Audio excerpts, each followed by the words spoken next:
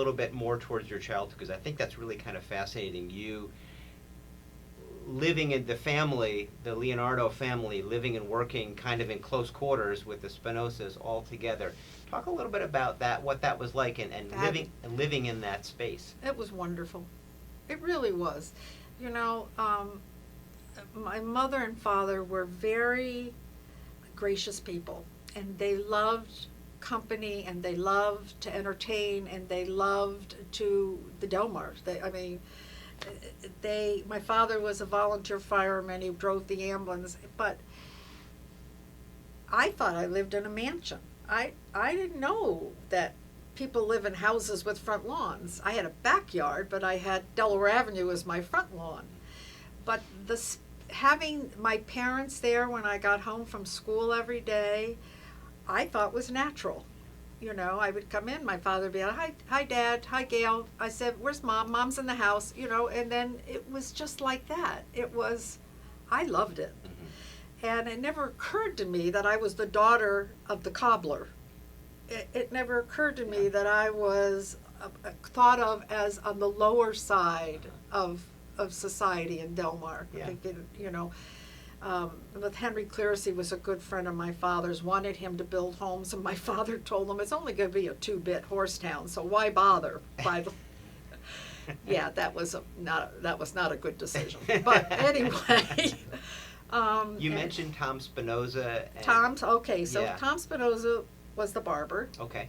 His father died, so Tommy and my mother now owned the building together.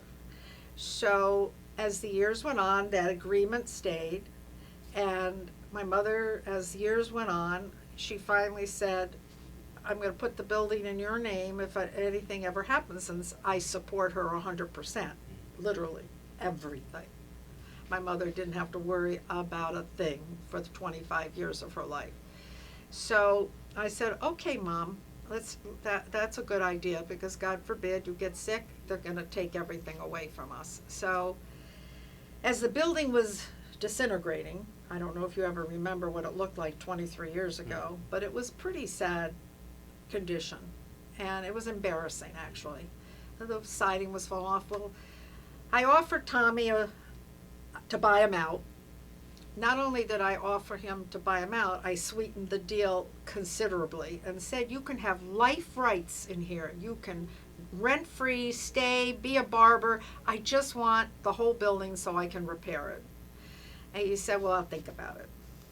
And he thought about it. And well, guess what? He died. So by that time, my mother was in the Teresian house and was sick. And I had opened Stuyvesant Plaza in '88, and I was there for 12 years with both stores, and I finally said, I'm moving everything out. I'm closing the store and everything. Because the building's fallen. My mother's living room, the ceiling had caved in, and the water was coming into her beautiful living room, and everything was mildewed, and the cedar it was a mess. So I had to contend with his 6 kids. And I said, when we did the research on the deed, it was a buy-sell agreement. I said, you know what, I have no affinity to the building anymore. You buy me out. Well, that didn't happen. So they came back 6 weeks later. The lawyer called me and said, we have a deal. Are you interested? And it was probably 1/4 of what I had originally offered them. I said, that will work. So then Steve Boldock started the construction on it. Yeah.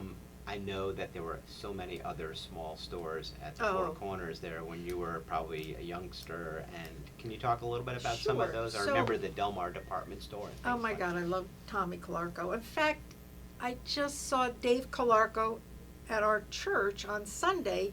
I hadn't seen him in 40 years.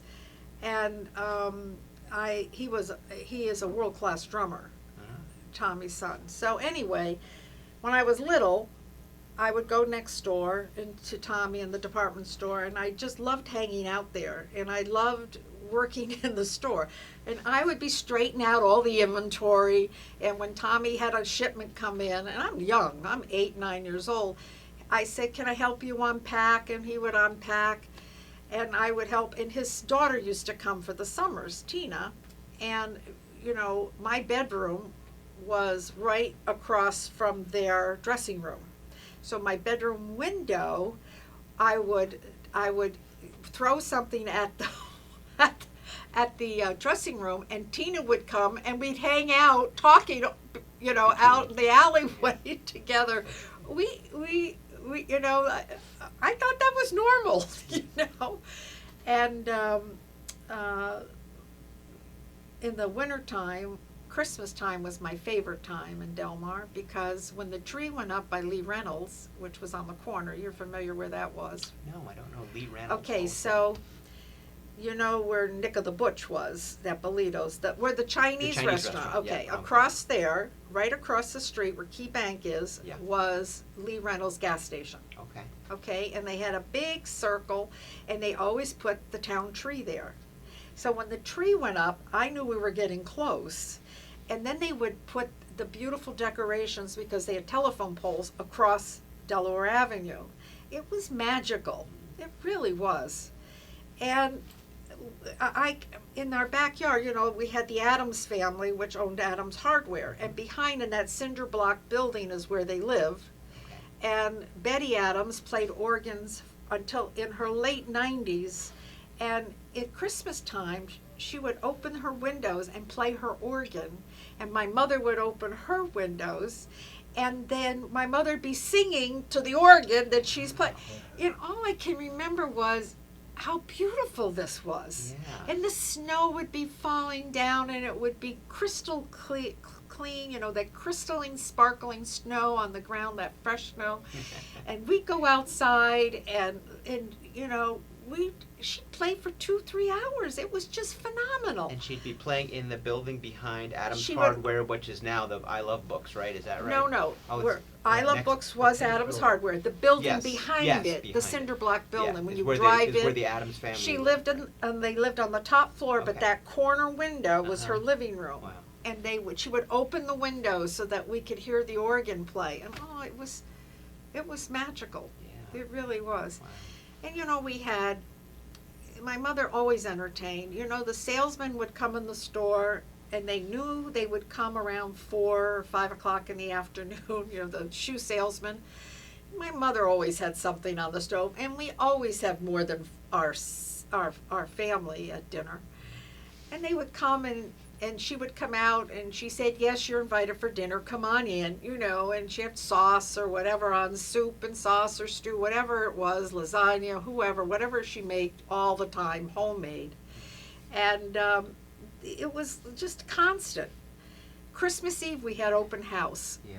So, the cooking started 2 weeks in advance, and my father would go to Fowler's Liquor across the street, and every year he'd buy all fresh liquor. And I go, Dad, you don't drink. We've got all this liquor from other years still. He goes, that's okay, we got to have it all fresh. And he would never use paper cups, and it always amazed me. He'd go out and buy cases of glasses, because he didn't want to serve anybody.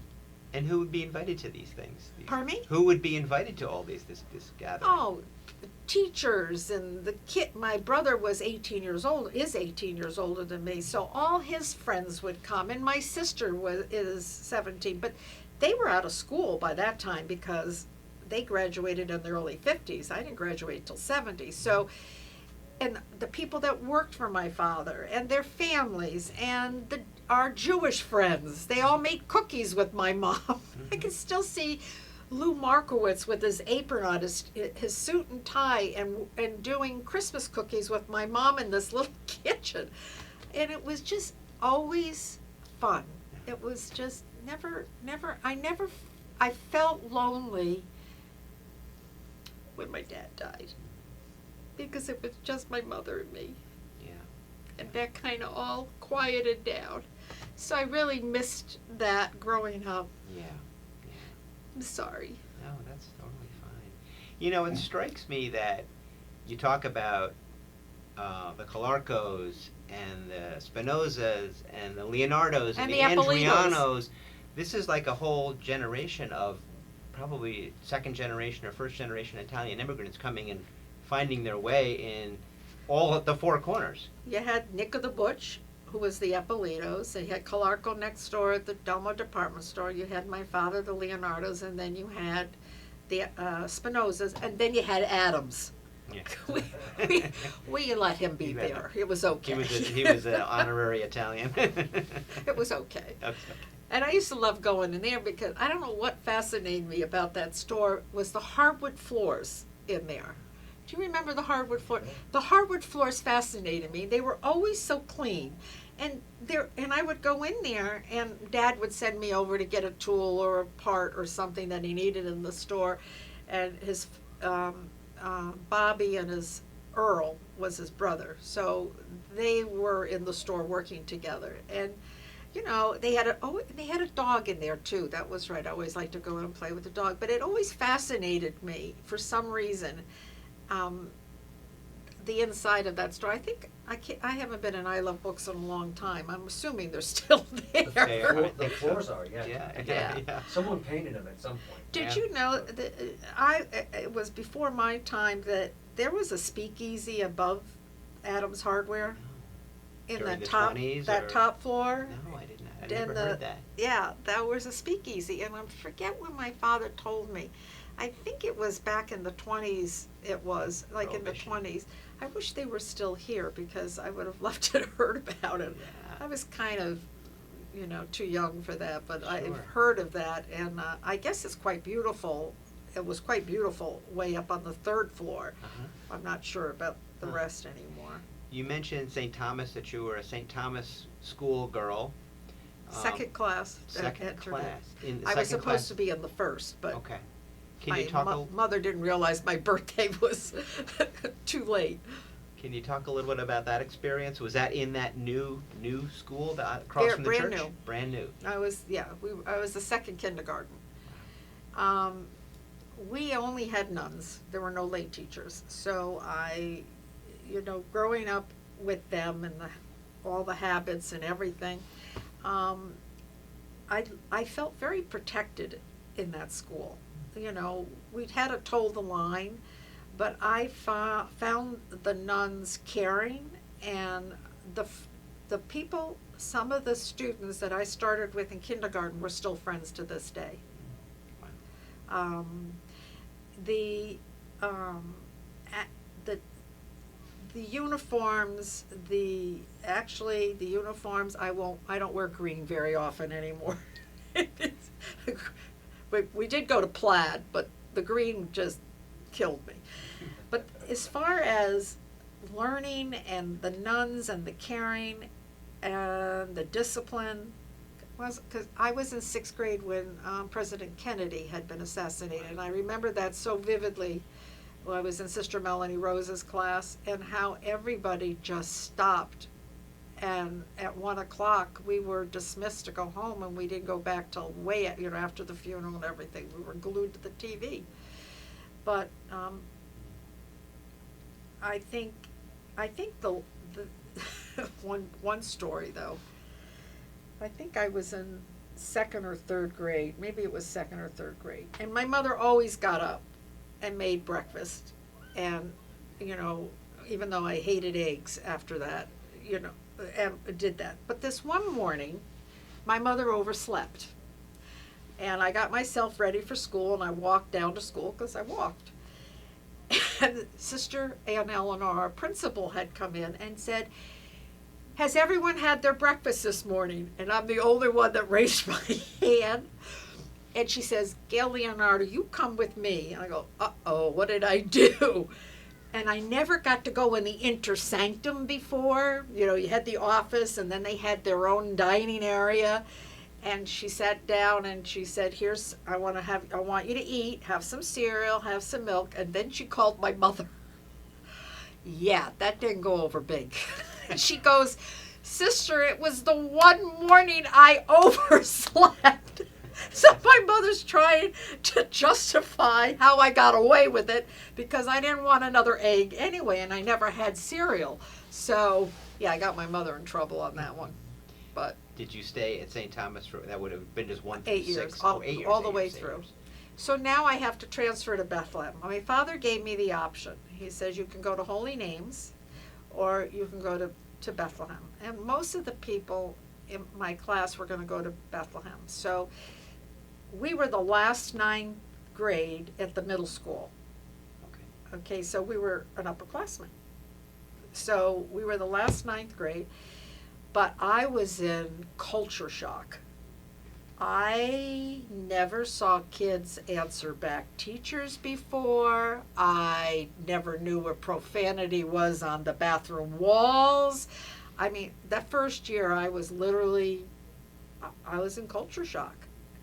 And then we moved the ninth grade up when we became a sophomore. They moved the ninth grade up that year we were sophomores, so now we're still not underclassmen. And then the middle school became the middle school. Okay.